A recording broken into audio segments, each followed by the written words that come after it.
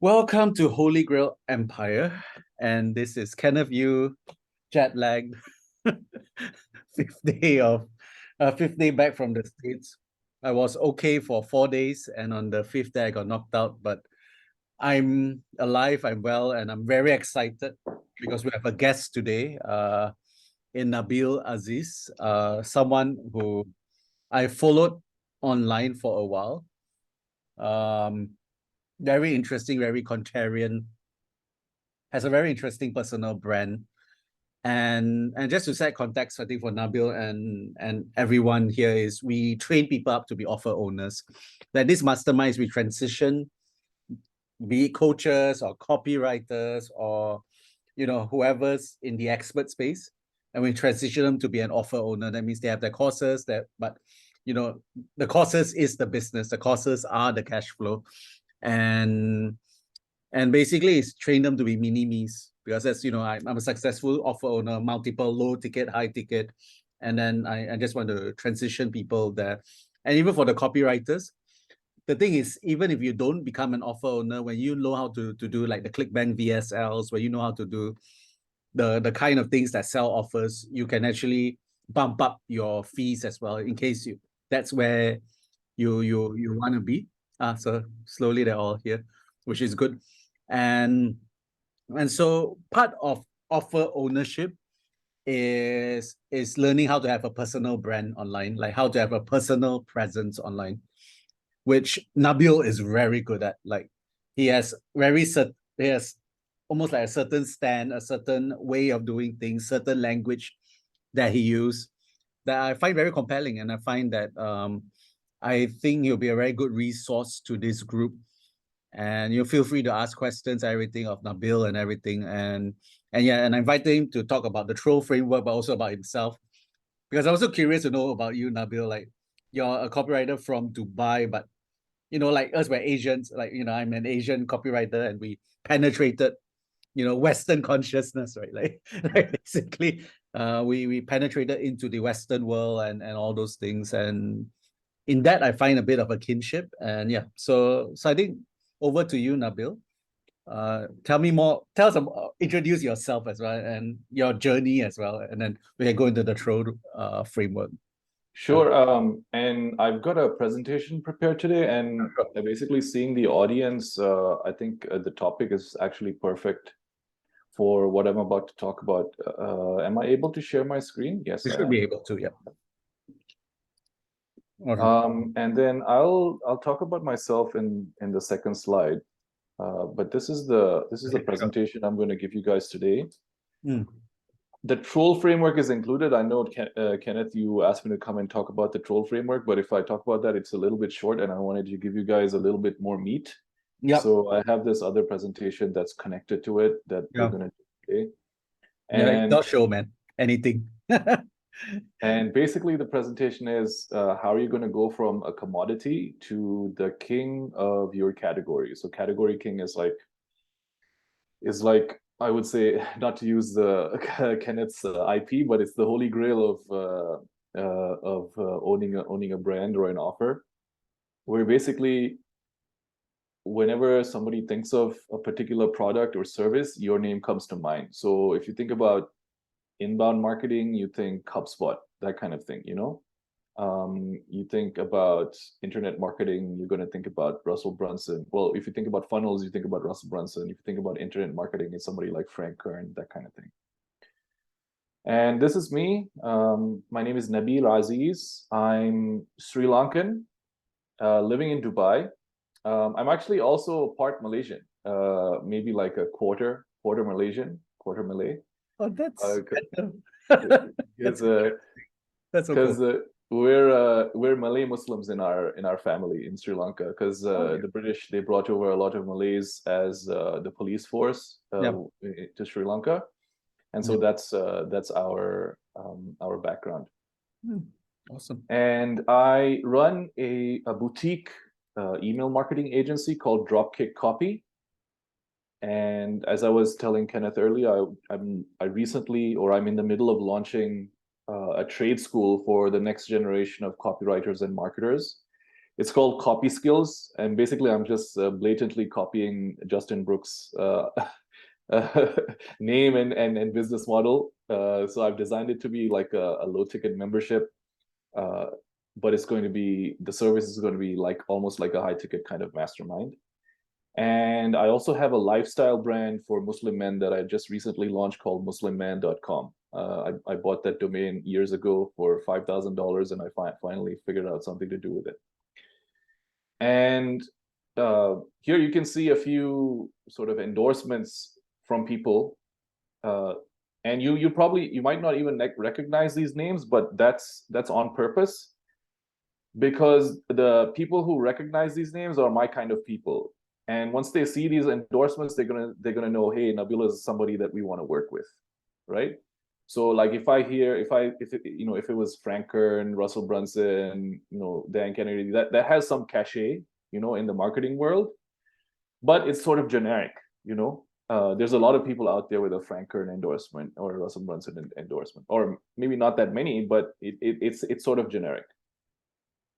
And really the problem that we're trying to solve is the fact that we all sell commodities. I don't care who you are, what you do, 99.9% of us are selling commodities, particularly in like the internet marketing space, right? And then the key here is, how do we go from like being a plain white post-it like everybody here to be like a yellow post-it or a red post-it? Okay, even though everybody's a post-it, the one that's going to stand out is the one that's red or yellow or green or whatever color that is, because that's what your brain is going to go to. There's a couple of people that I've applied these principles for, and we've been successful. This is a current client of mine. His name is Mike Mark. He is the founder of coachingsales.com. They're a sales consultancy. After I started working with him, we were able to, and using these principles, we were able to double their revenue in 30 days and triple their ROAS in 30 days. So, and then after that, the business went on to 10x. I still work with him today. They've scaled back a bit now, but this is the result that I'm most happy with. And here's Joel Irway. He's the person who invented the mini webinar and the power offer. We only worked with him for 9 months, but this was during the pandemic when the lockdowns were going on. And we were able to, basically, he had his best year ever. He grew 50% year on year. He took home, he's a solopreneur, right? It's just him plus a bunch of contractors. He took home over $500,000 in profit as a solopreneur. And we had 4 back-to-back record-breaking months. And those are just the two case studies that I wanted to show you before we start the content of this presentation. Who's read this book? One in the chat if you read this book, 22 Immutable Laws of Marketing by Al Ries and Jack Trout. If you haven't, I highly recommend you read it, because there's a number of principles in this book that apply. Basically, once you understand this and internalize the principles in this book, your marketing becomes a lot easier, because you understand exactly what you're trying to do. And I won't go through the entire book, but there's 4 principles that are relevant to the presentation today. The first one is that law number 1 is that it's better to be first than it is to be better. Okay, so if you can launch first, it's better for you than if you launch second or third, because first mover advantage is the thing, right? So if you can't be first, okay, I've got these animations and they're a little bit finicky. So if you can't be first, the next best thing to do is make your own category. Now, this is a lot harder to do than it sounds. It's easier said than done. One, because making a new category is just in and of itself extremely difficult, because you have to educate the market.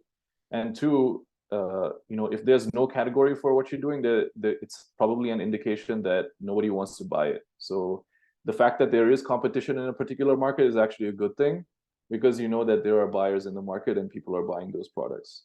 So like, if you can't be first in a category, make a new category. Now, we're going to figure out a way to sort of do a workaround for this, and I'll explain more during the presentation.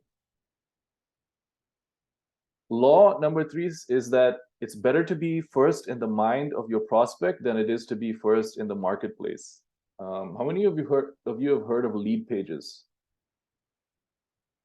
Okay, because a lead pages builds like it's a landing page builder, right?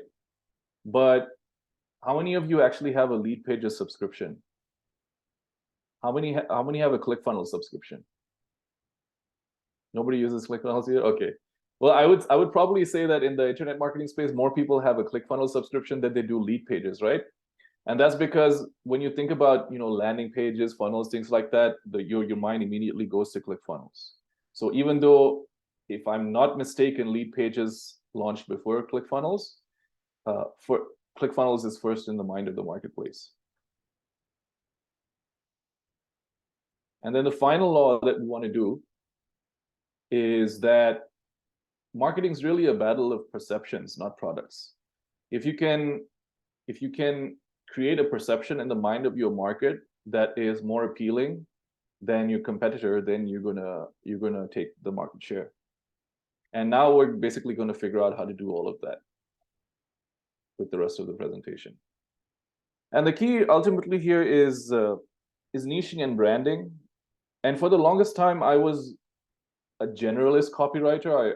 I was pretty much taking on all comers and doing all kinds of jobs. And I actually kind of like it because it's more interesting. And I developed a very broad skill set that I still use to this day when I'm working with clients. Like the clients will hire me for one thing and they'll end up doing a whole bunch of other things for them that basically save them a lot of time and money because I have such a broad skill set. But what I found after a while is that once I started focusing more on email marketing, which is what we sell at the agency, it became a lot easier for me to sell my services because there's a lot more focus. Okay, and really niching and branding, there's a sort of like a history to it. If you remember back in the day, like every business was a village business. And if you go to like more developed countries where, you know, industrialization and big corporations aren't a thing, every business is still a village business, right? You think about going to like the town center or whatever, to the baker to get your bread for the day. I remember I used to ride my bike from the bottom of our lane up to the top to the junction to get our bread in the morning. And the baker knew my name. I knew the baker's name. She knew my order. You know, once in a while she might throw a few loaves in extra as like a gift or whatever. So it's a very personal kind of thing where there's a direct human relationship between the business owner and the customer, right? And then we came to the industrialized era where goods and services or goods were produced in factories, right? And now you're no longer buying from a person, you're buying from a corporation, right? And then we started to deal with brands and things like that. Like, you know, you didn't buy your shoes from the cobbler in town. You bought your shoes from Nike, okay? And maybe some of you still do. You know, whenever I go back to Sri Lanka, I always make it a point to go to our cobbler and get some bespoke shoes done. And you know, the leather work is they're really good. They're like masters of their craft, and you get it for like a fraction of the price of, you know, buying some name brand product. And now we're in this era where we're back to sort of buying from people again. And I think we've been in this era for many years now, ever since the internet started.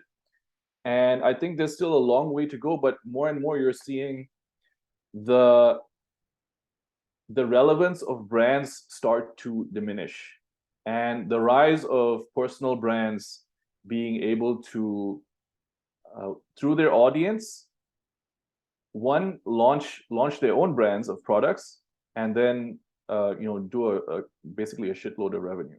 Like if you look at Kylie Jenner, all right, her Kylie Cosmetics is like $1 billion brand.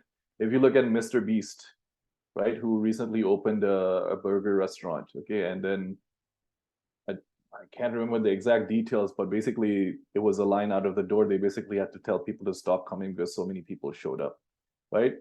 If you look at a lot of these gaming streamers, a lot of these Twitch streamers, the famous ones, you know, they're able to, like, there's another streamer called PewDiePie, right? So if you look at them, they have this huge personal brand and a huge audience.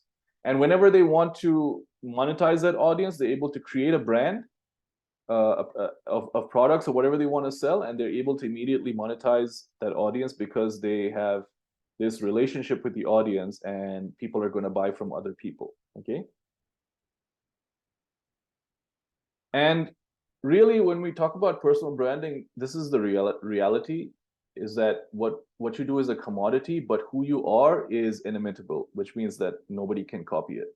Me as a copywriter, there's, I believe the last time I checked on LinkedIn, there's 700,000 or close to 1 million people with writer in their bio, or content writer or copywriter in their bio, but there's only one Nabeel Azeez, all right? So that's really your competitive advantage. And it's the easiest competitive advantage that you can leverage to grow your business or grow your brand and things like that. Because it's very, very difficult to create a competitive advantage within the product, because like I said earlier, everything is a commodity. And the more competitors you have in a market, you get to something called feature parity, where everybody is basically doing the same thing, right? So email marketing services, there's hundreds. They all offer the exact same thing, but the way they carve out their little section of the market is either by serving a particular audience or having some sort of narrative and particular brand that they and brand story that they tell. So who you are is the most important thing when trying to basically create a name for yourself in the market. So these are four basically coaching companies. They have a coaching program. Probably most of you know consulting.com. That's Sam Ovens' program. There's a few others that I'm familiar with that maybe you're not so familiar with. There's Client Attraction University, Traffic and Funnels, and Mastery Mode, and they all pretty much do the same thing. They take business owners and through a group coaching program help them grow their businesses, right? Now, what's the difference between these four is this basically. All right. And it's, you know, consulting.com, all of the brands that I just mentioned, really, they don't have a brand of their own, but the founders are basically the brand. So Sam Ovens, the people who are sort of, you know, like Sam Ovens. So Sam Ovens is technically going to attract like nerdy engineer types, okay, that are like all about the numbers, that kind of thing, right? Michael Russell is going to attract a particular demographic of people. In this particular case, it's going to be like African American entrepreneurs. Taylor Welch of Traffic and Funnels is basically going to attract sort of the extroverted bro marketer type, because he's very you know, bombastic and exuberant. And Nick Peterson of Mastery Mode, he's going to attract more of the sort of introverted thinker type. Just because of their nature and certain other attributes about themselves, they're going to attract a particular type of client. Now, if you look at the audience here today, just Kenneth being Kenneth and being sort of like this Chinese Malaysian, he's going to attract other sort of Asian type of people to his mastermind that may or may not have joined any of these other masterminds. Even though Kenneth is actually an expert, like his skills are, I would say, on par with any of these. When you have to make a decision on who you're going to pick to join their mastermind, you're really going to go with what's familiar to you. And really, what you're going to go with is the people who are like you will like you. Okay, so people who are like you will like you. If you look at, there's another entrepreneur, his name is Ramit Sethi. Most of his audience is basically American Indians, not the Native Americans, but the, you know, immigrant, Desi kind of people who are, you know, born in the USA, that kind of people, right? And I don't know the exact demographics of Kenneth's mastermind and Kenneth's people, but I would assume that the majority are Asian people. Is that accurate, Kenneth, or do you have a mix? It's a mix. Mastermind, yes, more Asians. I mean, not all are Asians, about probably 70% Asians, but my other tiers are more mixed. So that means the white people are okay spending less money with me, but the Asians will spend more. But so the gold and platinum tiers, a lot of Westerners. So actually mainly US now on the first two tiers, and then and actually even this group isn't 100% representative. There's about 3 or 4 that are all white that didn't show up today for some reason. Yeah. All the white people didn't show up today. Yeah. But I think initially this was true. So initially in maybe my first 1 or 2 years, this was true. It was mainly Singaporeans, Malaysians. And then over the last year, it seems to be more Western. Right. I don't know whether it's a value shift or something. I'm not sure what created that shift, or we just advertise more to US people. Maybe are more endorsed by Westerners, maybe. Yeah. I think also I have the same sort of trajectories. You have a lot more penetration now with Westerners than you did before. Yeah. Is what it is. Like people are recognizing your skills and things like that. I see you, on podcasts with a lot of big names, in the US in the internet marketing space and entrepreneurship space. So I think it's the penetration. And I would say all of our clients are based in the US, and a lot of the customers for my courses are in the US, that kind of thing.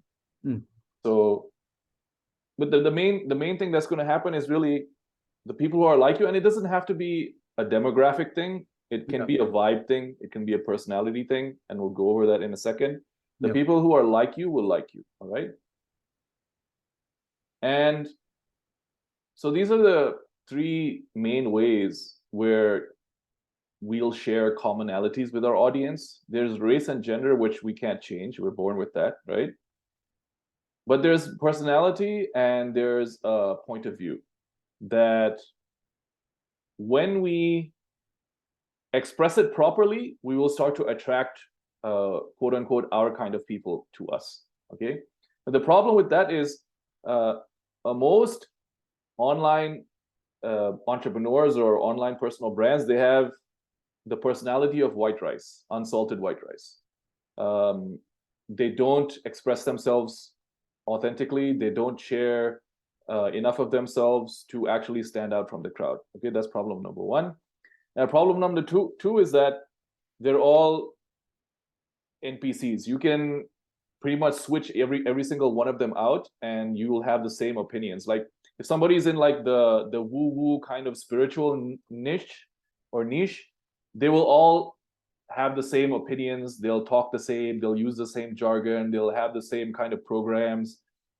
All of their course prices will be some kind of weird number, like $88.88, or have a 33 in it, like some kind of divine numerology type thing. So like they all kind of have the same opinions, and they act the same. That's why I say, like, if you've written for one person in a niche, you can write for anybody in a niche. It's like if you've written for one kind of spiritual inner work mindset coach type of person, you can write for them all, because they all pretty much sound the same and talk the same.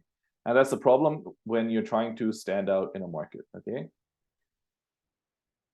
and here we have this video. It's one of my favorite interviews of Bruce Lee. It keeps getting taken down, the full interview, by his daughter, because they control the intellectual property a lot. But let's listen to this.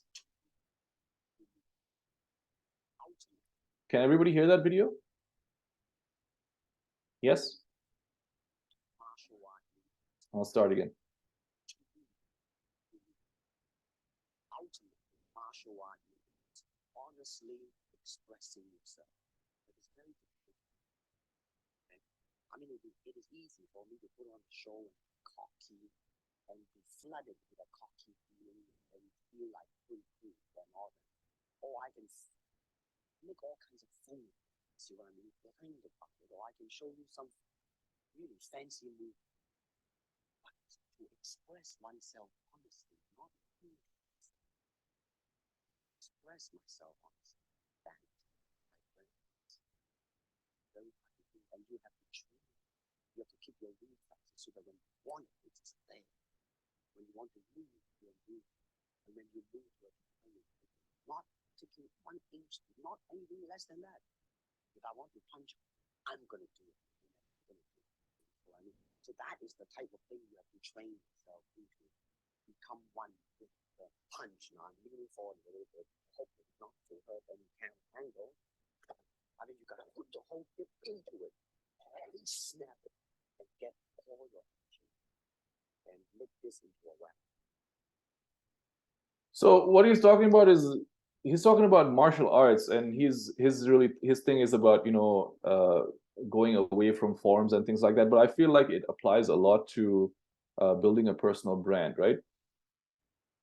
He says to express myself honestly, not lying to myself, that's very, very hard to do. And you actually have to, he talks about training martial arts there, but you actually have to train yourself to express yourself honestly and authentically when you're creating a personal brand for yourself. How many times have you thought of posting something and you sort of bit your tongue and held back because you were worried about how people are going to perceive it or how people are going to think of you? Do you have opinions that are contrarian in your particular industry or niche? Why are you afraid of expressing those? So that's really why I included this video here. It's about expressing yourself honestly, and the more you can do that, the more you practice doing that, the easier it will be to you.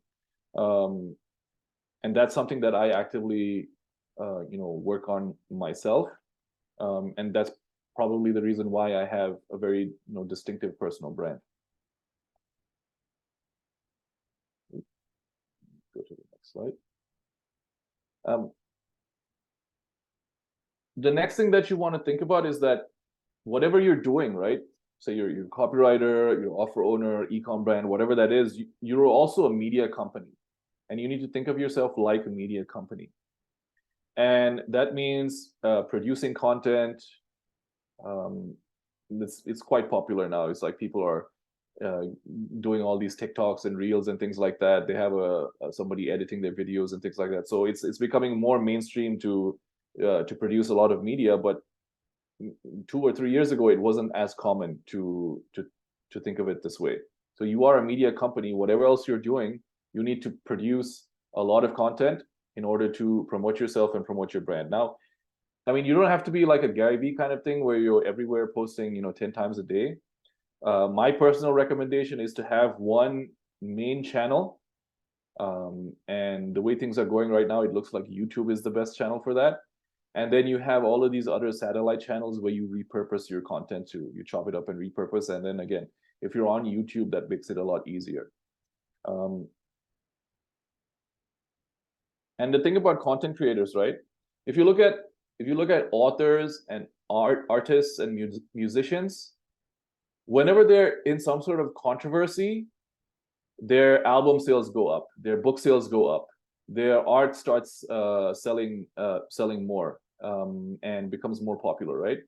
And this is the principle of antifragility, right? So on the left side is the what is this sword called? I can't remember. The sword of Damocles. Okay. Yeah, Damocles. That's yep. basically that. What that signifies is that you become weaker whenever there is some sort of volatility or uncertainty or chaos in your system, right?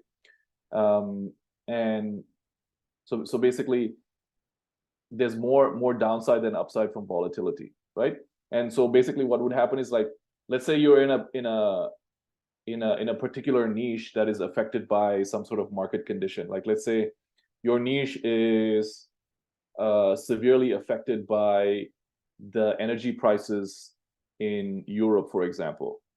You were living in like a sort of Damocles type situation because of, you know, what's going on in Europe right now. Then there's the middle part of that is resilience, is that no matter how chaotic and volatile your market or your environment or your industry becomes, you're able to withstand that. Okay, So whether or not, like, you know, if the market goes down, you're able to come back. Even if you take a loss, you're able to come back. If there's some sort of problem that prevents you from doing business, you're able to take that loss, come back, and you're pretty much at the same level. The last version is antifragility, and that's sort of signified by the hydra in this image. Is that when you cut one head of the hydra off, two grow in its place. And this is where the authors, content creators, artists, those kinds of people sort of live. There's a maximum limit there. Okay, there's, you know, they're not like invincible, but this is what happens. The more controversy there is, the more attention you can get, even if it's bad publicity. It's ultimately good for you. All right.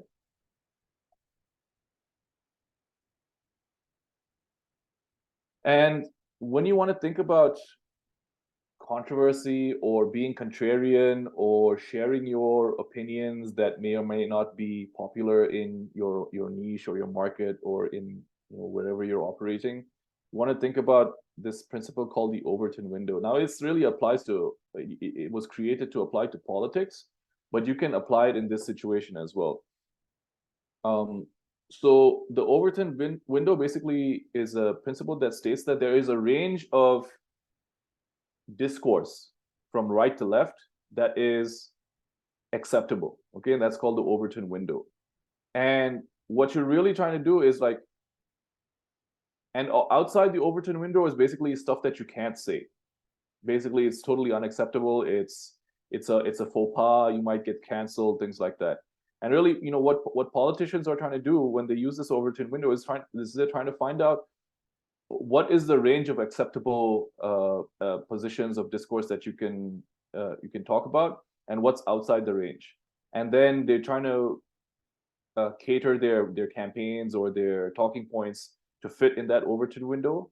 But then you have some people that come in and basically obliterate the Overton window and blast it wide open. Like, for example, if you see Donald Trump when he ran for office and won the presidency, he was talking about stuff that was outside the Overton window, but it was stuff that his demographic was thinking about and talking about. So by Donald Trump running for presidency and talking about what he was talking about, he was able to shift the Overton window or widen it and make those talking points and ideas and stuff that he was talking about become part of the Overton window itself. And now it becomes acceptable to talk about it, right? So when you're applying it to your personal brand and your business, you want to think about, do I have any ideas or opinions that are not within the popular discourse, that are contrarian? Do I think or believe something that other people think is wrong, that but I know to be right? It's like that Peter Thiel book, right? Zero to One. What do you believe that everyone else thinks is incorrect? And that's basically what you have to double down on, right? And now we come to the T.R.O.L.L framework. And this is sort of a framework I created. It's not very scientific, but I created it observing, okay. I created it observing a lot of personal brands online, all right? And it's an inverted pyramid. It goes from bottom to top, all right? And the wider the pyramid gets, the more reach you have and the more influence you have as a personal brand. And the higher you get on the inverted pyramid, you go from anonymity to infamy, all right? The more famous you become until you become infamous. And the higher you get on the pyramid, it takes a lot more self-esteem to put yourself out there the way you have to do it, all right? And then the bottom level of this pyramid is what I call a lurker. There's a lot of people on social media, they just have accounts just to follow their favorite celebrities and influencers and things like that. And they're not actually posting. They may post once in a while, but really they're just there to observe and consume other people's content. Then one level up, you have people who they are publicly active, but they're passive about their activity. They aren't really trying to get some benefit about their time on social media, or get some benefit from their time on social media. Okay. And they, as a result, they don't really grow their brand. There might be some people, you know, they have like anonymous accounts where they're just posting hot takes and funny sayings or things that pop into their mind, things of that nature. But they're not really trying to achieve some sort of objective. They don't have a goal with their social media presence. And then on the third level, you have public and active, and that's most people who are trying to grow their personal brand or promote a business, is that they're trying to create a brand for themselves. They're trying to put themselves out there, but they don't go far enough in expressing themselves honestly, as Bruce Lee said. And so they shy away from controversy. They're extremely risk averse. They don't say what they really think. And even though they play it safe, okay, even though they play it safe and they try to say all the right things, they're still going to have haters, because, you know, some people just don't like your face. They just don't like the way you look, you know, so you're going to have haters that way. And level 4 is it's sort of the level where you want to stay at. You want to stay within a range, and that's the thought leader, okay, where you're a well-known authority. You express yourself honestly. You're known for having opinions and being opinionated, and because of that, you have fans, all right, because people you know, love what you have to say and love what you do. And also you have haters because, again, you're expressing yourself honestly, and every time you put yourself out there and you say something that people might disagree with, you're gonna, you know, sort of invite disagreement. And then the last level of this pyramid is the pariah, and that's where you become so popular that you have a huge diehard fan base, but your haters are institutional, as in like Facebook hates you, or Instagram hates you, or the US government hates you, or you know, the IMF hates you, or the European Union hates you, all right? So when you reach that level of haters, they have basically the power to do something about it and cancel you, okay? Now these examples are a little bit outdated, but Alex Jones is a popular one, but the most popular one in our time right now is Andrew Tate, all right? And this is basically what happened to him, is because he got so popular so fast, and he got on the radar of the wrong people, and that's what, and they ended up canceling him. And it wasn't like they just banned his Twitter or his Instagram. They shut down his Stripe account. They disabled his Gmail. They canceled his Airbnb. He's not allowed on Airbnb anymore. They shut down all of his social media accounts. A few of his websites where the hosting got taken down. And so, like, because he couldn't modulate his growth and control his growth of his personal brand and stay within that band of public, active, and thought leader, he fell into, or he grew into, a pariah. And then what happens to a pariah is they need to be stamped down and taken out. And so it's really a balancing act. It's not a sort of a discrete pyramid where like it's like level 1, level 2, level 3, level 4, level 5. It's more like a continuum, all right? And as your business grows, you might naturally find yourself ascending this pyramid to public, active, to thought leader. Most of you will never get to pariah status because really you're not sort of affecting the matrix at that sort of level, right? But ultimately, what you're trying to do is you're going to try to stay in. You want to try to stay in that thought leader band, and you could be there's a spectrum. It's not like you're a thought leader. It's not a binary 1 and 0, right? You could be a thought leader that's closer to the public active, or you could be a thought leader that's closer to pariah. And really all that depends on is how much risk you're willing to take or how risk averse you are. Okay. And that could depend on a lot of things. That could depend on your personality. It could depend on your gender. It could depend on your background. It could depend on your age. It could depend on, you know, whether or not you're married and have a family, that kind of thing. So it really depends on how much risk you want to take and how aggressive you want to be in promoting your brand. But ultimately, what you want to do is, like Bruce Lee said, you want to express yourself honestly. Okay. And that, my friends, is very hard to do.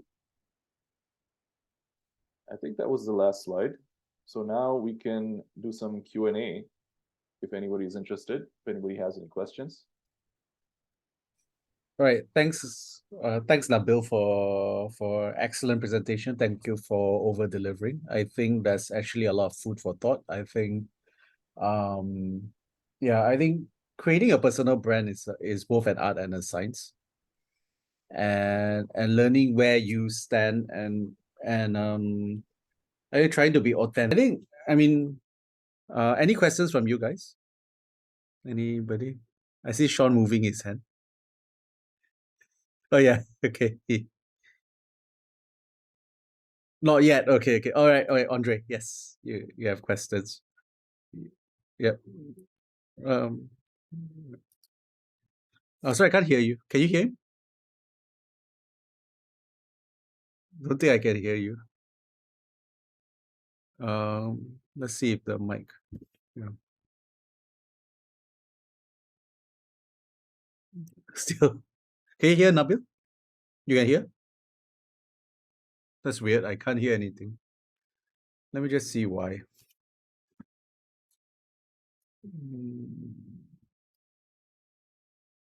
So let's test speaker.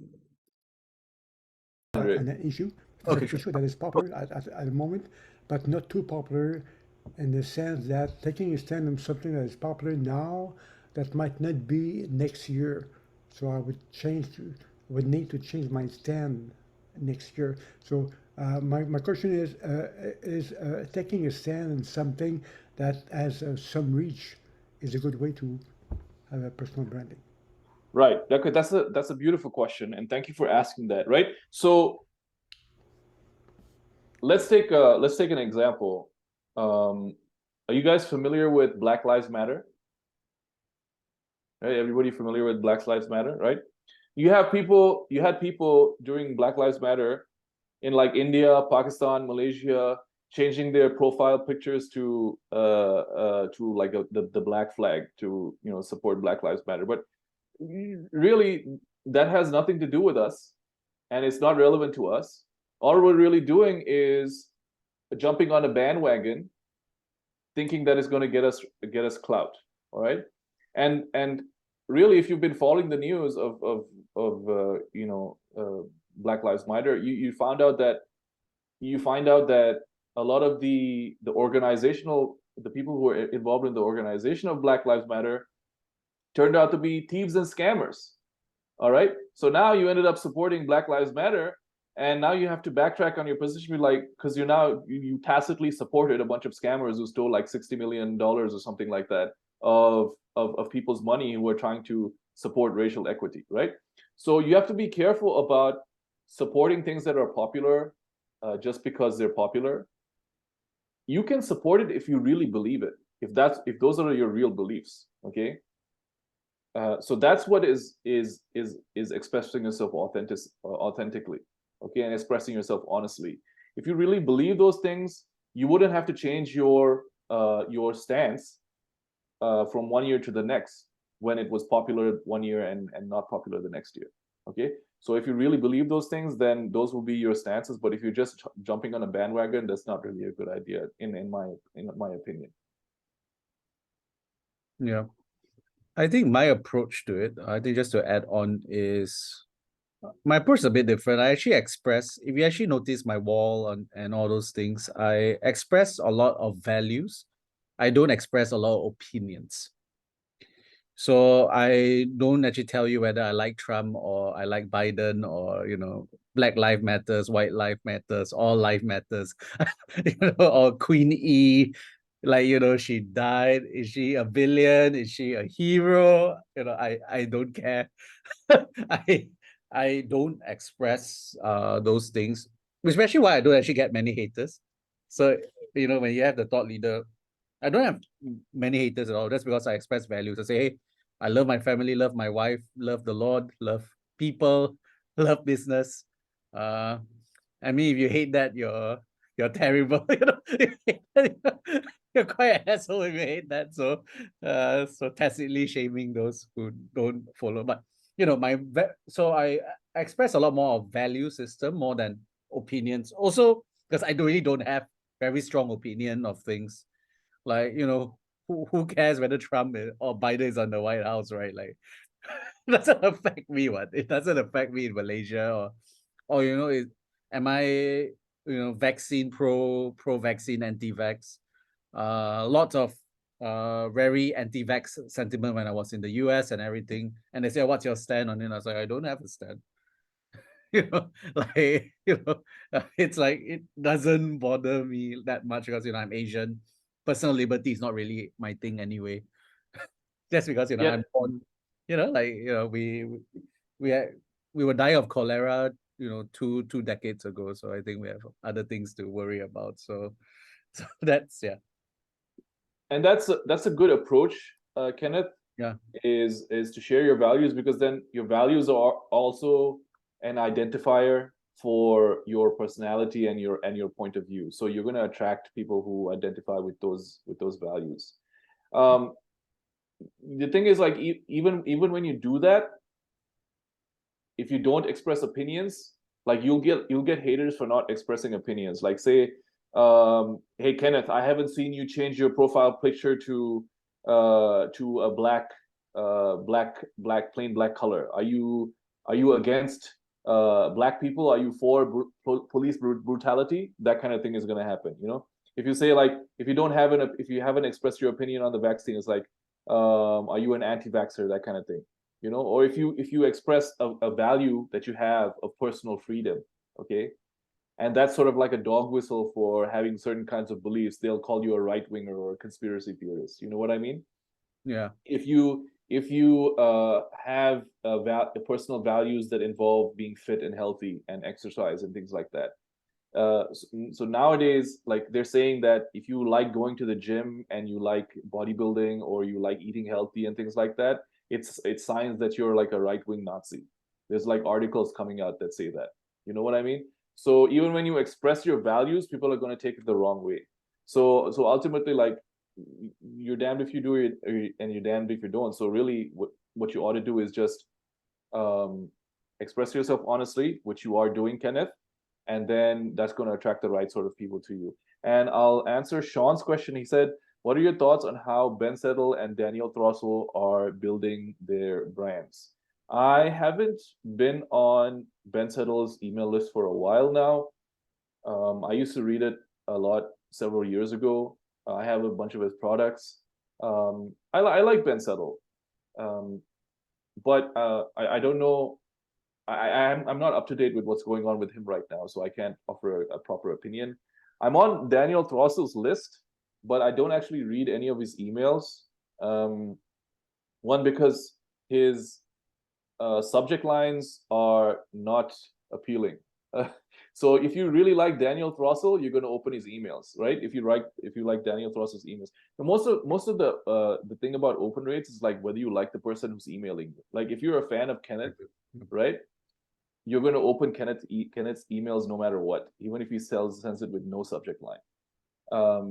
A lot of this the subject line kind of optimization and things like that is when you're emailing a cold audience who doesn't know you. So Daniel Throssell, I'm on his list. He doesn't actually optimize his subject lines. He just assumes people are going to open his emails, and that, I suppose, that's acceptable because you're emailing your house list and they signed up to hear from you, right?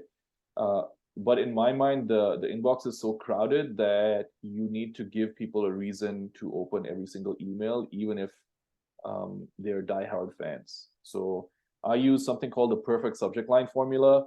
It's benefit plus specificity plus curiosity. And when you have those three elements, your subject lines are going to be optimized. So I try to send every email with a perfect subject line. And I don't try to do these cutesy, fancy kind of subject lines that are kind of storytelling.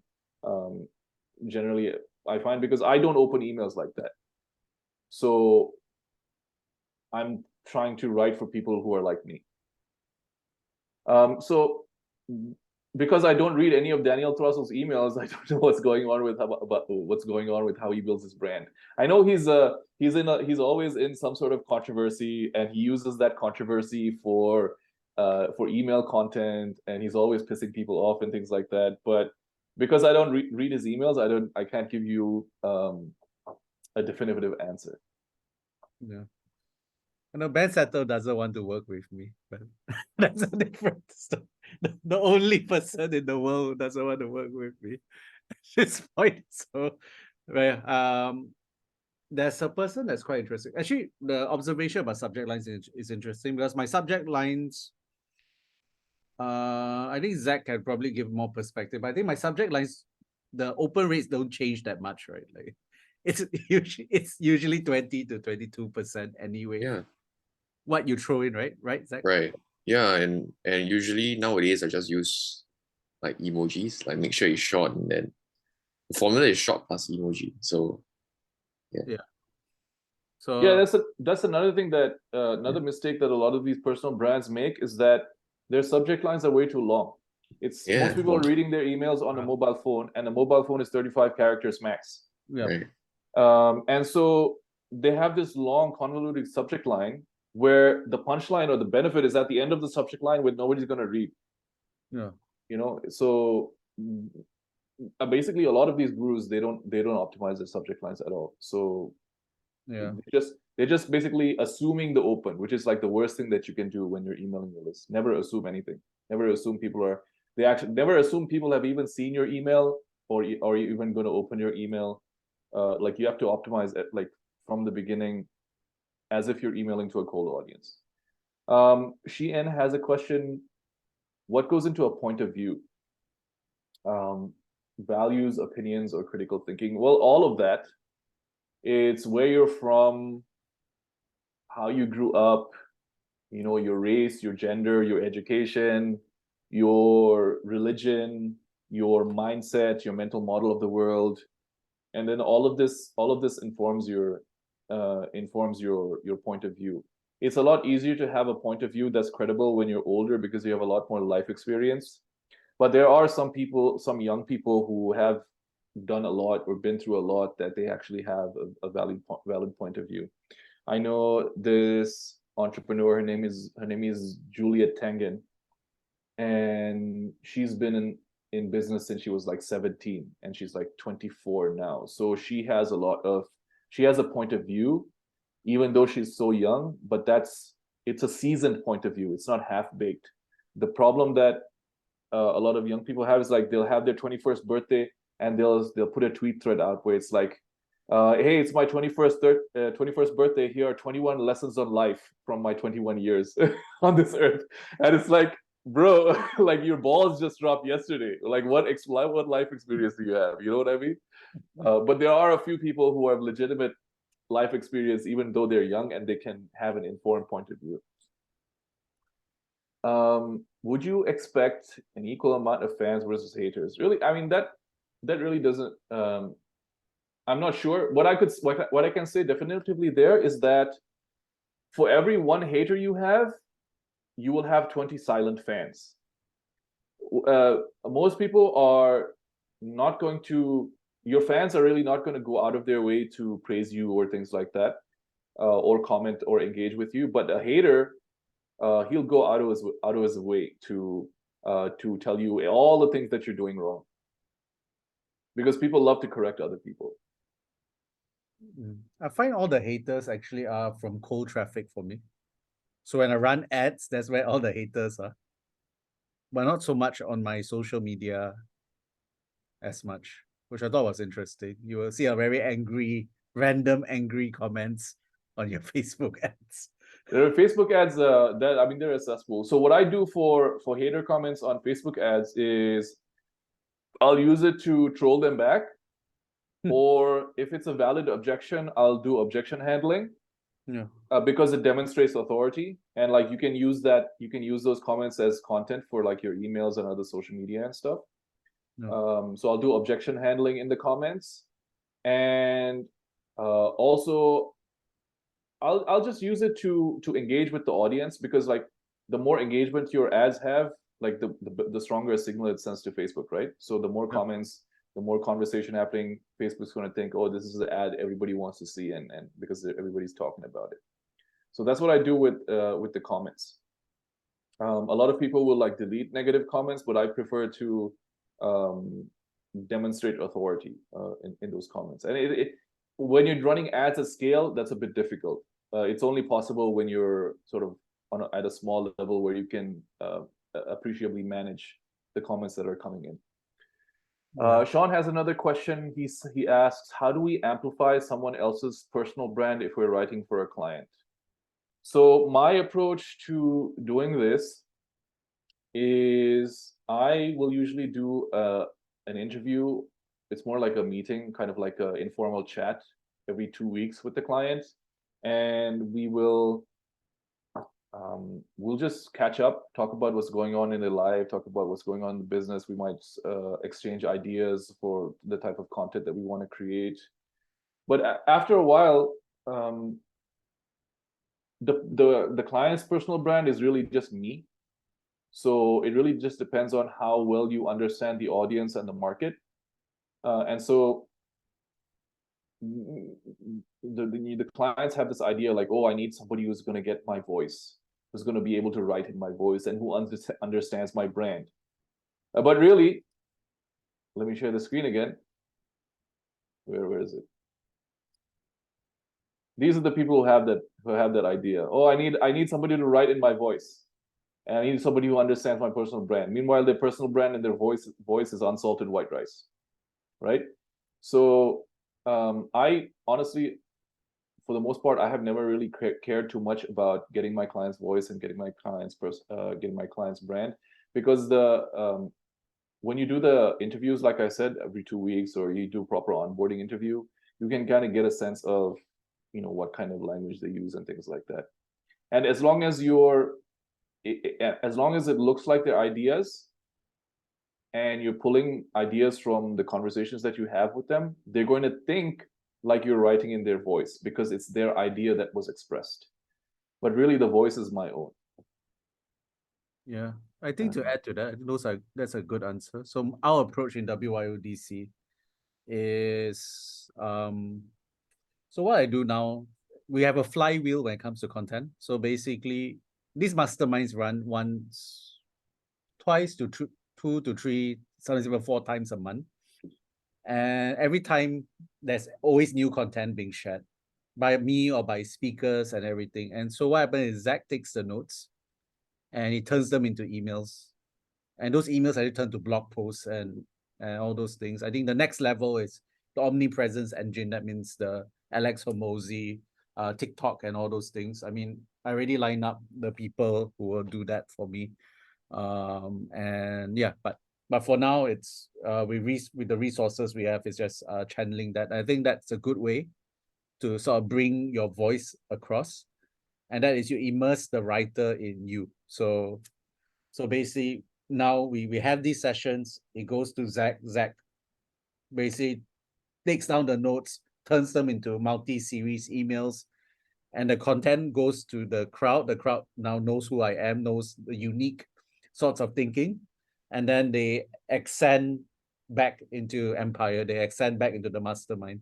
So it's almost like the mastermind drops seed, and then it hovers back into the mastermind, because people are like, wow, now the aspiration is people want to join Empire. It's like a natural graduation process from where they are. They're like, the aspiration in the whole WYODC is I want to join Empire, but it comes from doing this cycle.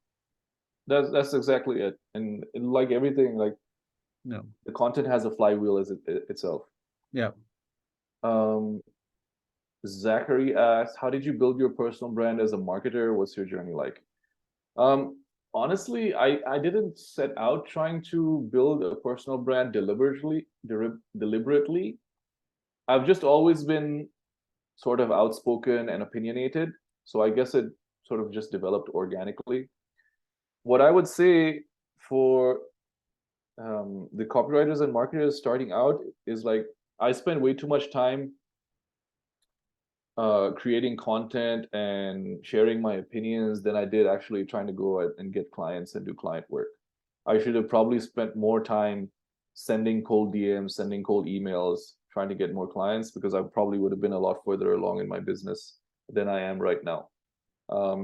Especially because in the beginning, like I said, like you need life experience in your kind of niche as well.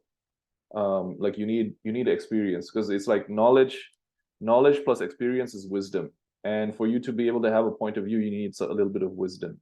So really, it's more appropriate to have your head down and doing the work than it is to be building a personal brand when you're starting out. I don't know what level you guys are at, but if you are going to share content and build your personal brand, which everybody should, even if you are a beginner, I would adopt a frame more of like an enthusiastic student as opposed to some sort of expert. I see a lot of people posting authority content online. Some of them are copywriters, when I know for a fact that they have trouble getting clients. They're barely making any money as a copywriter, and they're posting authority content. There was another guy who is writing e-commerce emails, and he told me that his emails barely get any clicks, and he's posting authority content. So when you're building your personal brand, you want to make sure it's congruent. Otherwise, you're bullshitting. You're just a liar. You're faking the funk. They say fake it till you make it, but really that's just lying at that point. You want to be congruent at every step of the way. And sincerity goes a long way. People can smell it. People can smell sincerity.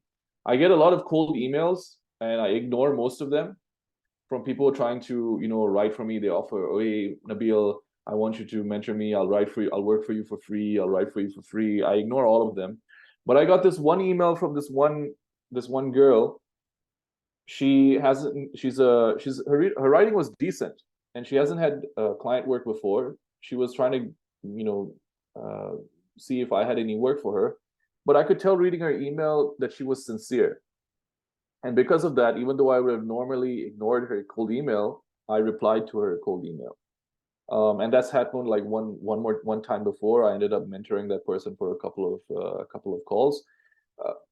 But people can smell that, and sincerity goes a long way in building your personal brand, because people can tell. And it sort of shows in the way you create your content. You can tell if somebody has really a surface level understanding of a topic that they're talking about versus a deep understanding, and that's very easy to see.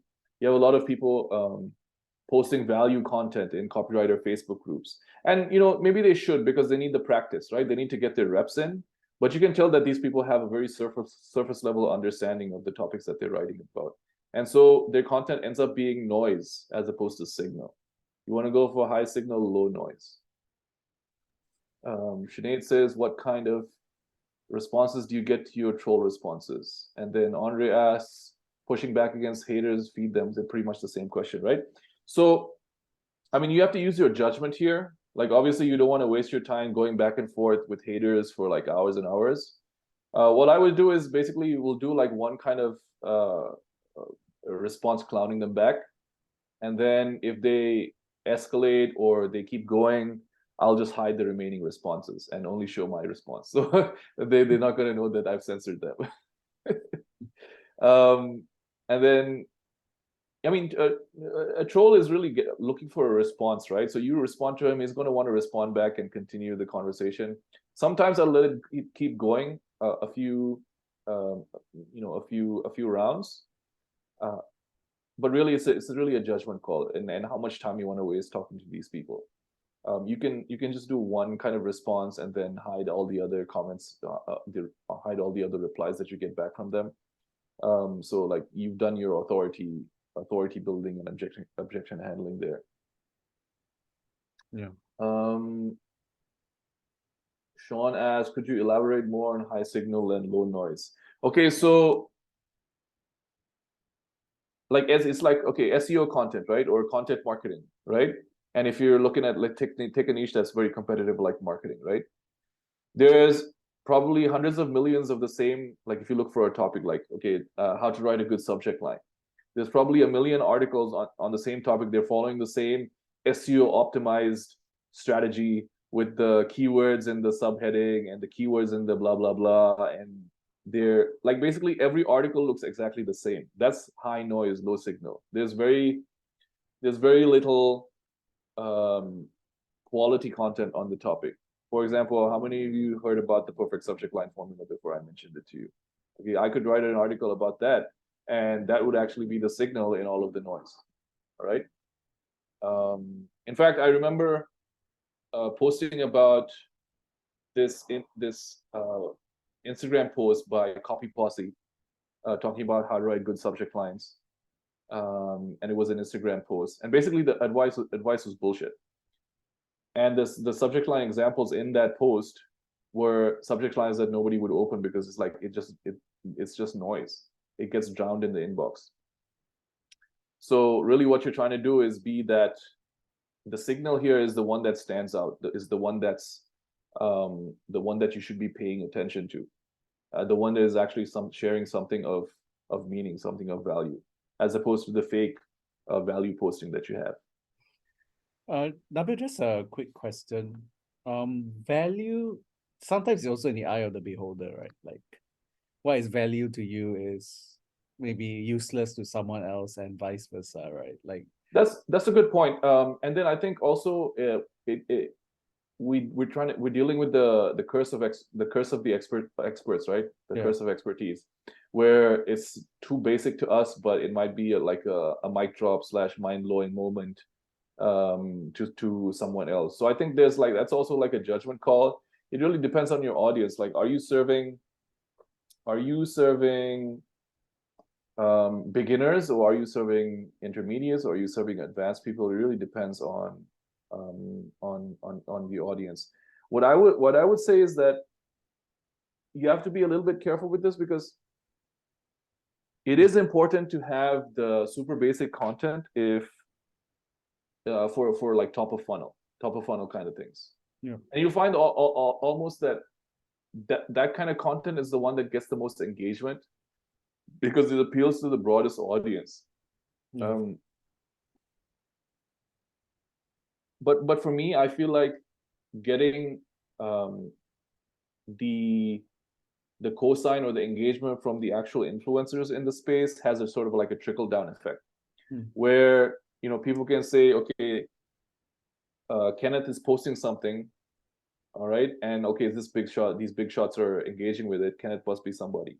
So like, you don't actually have to appeal to the lowest common denominator to get the effect that you're looking for. But I do agree with you that value is in the eye of the beholder. So it depends on your audience. If you're talking to beginners, like, the most basic stuff might be more important. Yeah, since Posse won Marketer of the Year. Alex won Marketer of the Year last week. Yeah, I saw that. So I think, content sometimes it is eye of the beholder. Like, I mean, my personal approach to content is just be my weird self and see who engages with it. And if you think about, sorry to interrupt you. If you think about content for copywriters on YouTube, right? No. How many of you guys have heard of Kyle Milligan? No. How many of you guys have heard of Alex Cattoni and Posse? Yeah. Like before we started talking about them. In my experience, in watching both channels, Kyle Milligan's channel is way better than Alex Cattoni's. Kyle Milligan's channel is an example of high signal, low noise, whereas Alex Cattoni's channel is like optimized for YouTube. So it's a lot of like it's a lot of fluff, basically, to be honest. They'll do like a 20-minute video where they get to the topic, the meat of the topic, or that's trying to be discussed is like only 3 minutes long, but they manage to like expand it out for 20 minutes, and you're just wasting your time. trying to watch a 20-minute video, and it's clear that they're only doing this to boost their YouTube numbers, right? So I mean, if you're a copywriter trying to study copywriting, I would probably watch Kyle Milligan over Alex Cattoni's YouTube channel, because the quality of the information is a lot better. Could you share some examples of enthusiastic learner content? So book summaries could be one. Not just book summaries, but okay, hey, I read this book and I applied this principle from this book to my client work, and this is what happened, right? Show that you're learning and applying what you learned. You could be sharing the results from one of your latest campaigns. You know, hey, we sent this email to my client's audience and I tried this new thing and this is what happened. Yeah. Instead of posting value in Facebook groups, how about you ask a thoughtful question, right? And it's not like a thoughtful question is not something that you can Google the answer to, but it's like a question that has context. Hey, I'm dealing with this particular problem and I've researched these are the potential solutions. I tried this. I'm going to try this. And this is what I plan to do about it. You know, would you give me some feedback on whether you think this is a good idea or not? So there are actually bad questions. People say that, you know, there are no bad questions. No, there are very bad questions. Those are the questions that you can Google the answers to.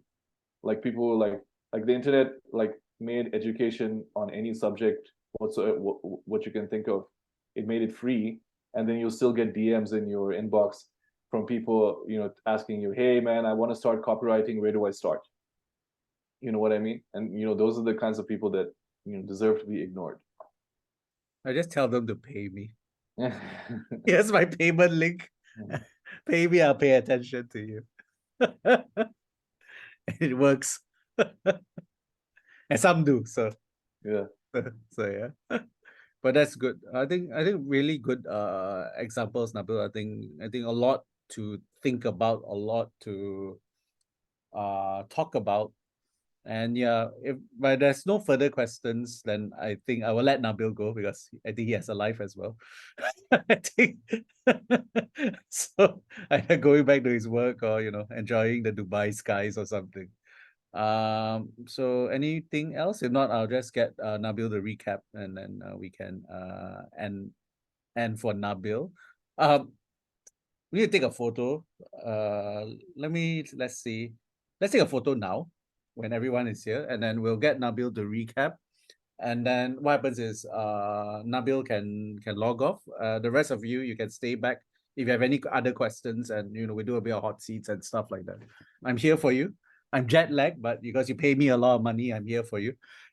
It's very motivating. So yeah, so you're not tired, right? So Nabeel, I'm going to tell you this. There's this really insane guy. His name is Melvin. I'm not sure if you know him, Melvin. So, and Melvin is an inspiration to me, because a few weeks ago, he was supposed to do a call with me. He got both dengue and COVID. Wow. And he went through with it. He spent a week running all the masterminds while being half dead. So when I feel tired, I'm like, Melvin nearly died and still fulfill all his commitments. So okay, I will be more. And you talk about people that get attracted to you, right? Like your value system, everything. Everyone is like Melvin, like his coaching clients are like him. They do whatever it takes, like, oh, you know, I'm in the gym now in my dress and I'm pumping iron in my dress because it's inconvenient. I lost my luggage, but you know, I'm pumping iron in my sundress. Because he works out during a mastermind, because he said, I can't go to the gym. I'm in the mastermind. He's actually working out while people are speaking and all those things. So it's insane level of commitment. So all right, let's do a quick photo. So 1, 2, 3, WYDC guys. One more time for posterity. So 1, 2, 3, everyone say. Okay, cool. Okay, so Nabeel, over to you. I think we can close, and then maybe we do a 3-4 minute break, and then we can continue. Yep. Sure. So probably the best summary I could give you is like go to YouTube and watch, look for the Bruce Lee Lost interview and watch that interview. It's called Bruce Lee on the show is called Pierre Burton. Let me see if I can find it. Yeah. Pierre Burton Bruce Lee interview is one, or you can say search for Bruce Lee Lost interview. And that is basically a long form discussion of what we talked about today. And the essence of what he's talking about is what you can apply to building your personal brand. Oh, Sheehan has the link already. Oh, cool. And the interview keeps getting taken down, so you might have to find other links as well. I actually downloaded the interview. I'm going to include it in my membership community because his daughter Sharon Lee keeps taking down all the Bruce Lee IP, copyright striking and copyright striking. Interesting. Cool. All right, guys. Yeah. Any closing words for? Yeah. If anybody is interested in getting more from me, I have a weekly newsletter that goes out. You can find it on nabeelazeez.com. I'll drop the email address, the website in the chat. Yep. And you have copy skills as well, right? Copy Skills is the new membership community that's going to launch tomorrow. Yep. But the easiest place to go is my personal website. You can stay in touch with me and all of those things. Yeah, let us know how we can support you as well. And all the best with your launch, man. All right. Thank you so much. It's my pleasure being here. Thank you for the opportunity, Kenneth, and wish you all the best of luck. Yeah, thank you. And we'll meet in Dubai when I'm there. All right. Okay, cool. So 5-minute break, guys, and we can come back. Cool. Let's just